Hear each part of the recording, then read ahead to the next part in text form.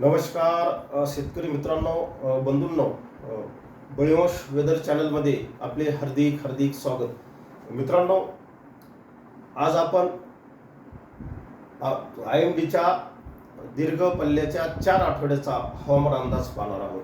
IMDने नेमकं काय सांगितलेलं आहे आणि देशामध्ये पावसाचं वितरण सध्या कसं आहे या संदर्भातली माहिती आपण पाहणार आहोत. त्याचबरोबर पुढील 24 ते 36 तासामध्ये राज्यात कशा पद्धतीने पावसाचं वितरण असेल या संदर्भातली माहिती आपण लक्षात घेऊ, या संदर्भातली माहिती आपण पाहू. त्यामुळे व्हिडिओ शेवटपर्यंत पहा.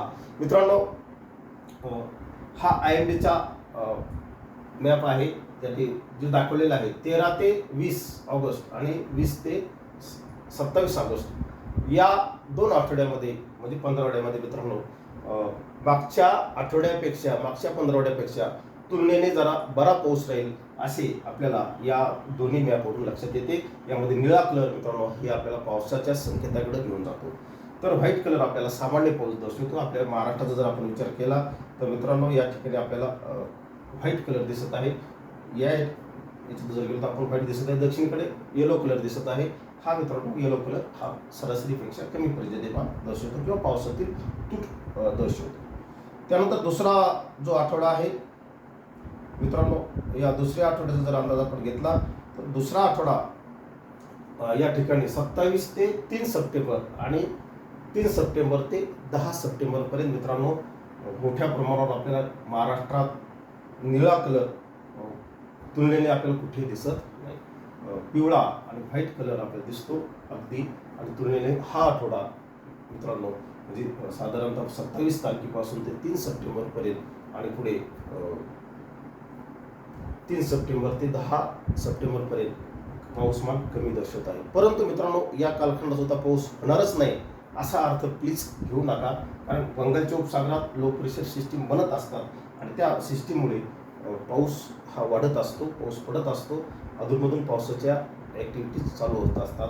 हा एक आपण लक्षात घ्या. अगदी लगे पूर्णपणे पाऊस बंद होईल असा कुठलाही संदेश या मॉडेलने दिलेला नाही किंवा या इमेजने दिलेला नाही, किंवा राज्यात सर्वत्र आणि सार्वत्रिक पाऊस पडणार नाही हा एक तेवढाच महत्त्वाचा आहे.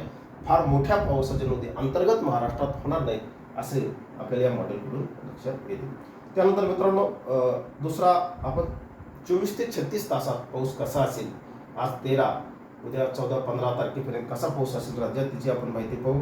आपण ग्रीन कलर ते रेड कलरपर्यंत हा पावसाचा अंदाज वाढताना दिसत आहे. आपण जर पाहिलं तर मित्रांनो पूर्णपणे छत्तीसगडवर आपल्याला पावसाचा जोर दिसत आहे. त्यानंतर आपला नागपूर विभागामध्ये आपल्याला पावसाची ॲक्टिव्हिटी दिसत आहे. त्यामध्ये विशेषतः मित्रांनो गडचिरोली, चंद्रपूर, भंडारा, गोंदिया या जिल्ह्याचा समावेश आहे. पश्चिम महाराष्ट्रातील मित्रांनो पश्चिम विदर्भातील अमरावती असेल, अकोला असेल या भागात सुद्धा काही अंशी पावसाच्या नोंदी होतील. घाटावर मित्रांनो ग्रीन कलर दाखवलेला आहे आपल्याला, त्यामुळे घाटावर सुद्धा पावसाची ॲक्टिव्हिटीज आपल्याला वाढताना दिसत आहे.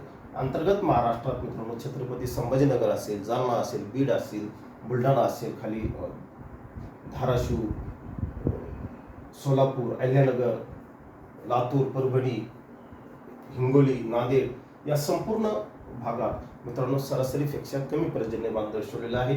पाऊस हा हलक्या सरीतील अधूनमधून फार मोठ्या सरीची शक्यता, मोठ्या पावसाची शक्यता सध्या तरी या मॉडेलकडून आपल्याला दिसत नाही.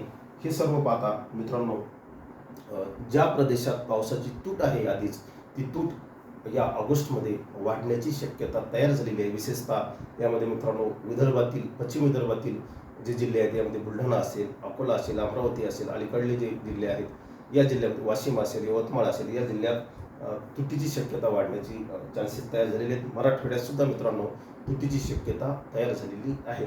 IMDच्या आणि या सर्व मॉडेलचा जर आपण विचार केला तर मित्रांनो मराठवाड्याची वाटचाल ही दुष्काळजन्य परिस्थितीकडे तयार झालेली आहे. मोठी तूट हा ऑगस्टचा महिना घेऊन येत आहे हा एक अंदाज लक्षात घ्या आणि आपल्या शेती पिकांना सिंचनाची सुविधा ठेवा. एवढंच या निमित्ताने थांबतो. अधिक माहितीसाठी IMD सारख्या विश्वसनीय संस्थेला फॉलो करा. जय हिंद, जय महाराष्ट्र.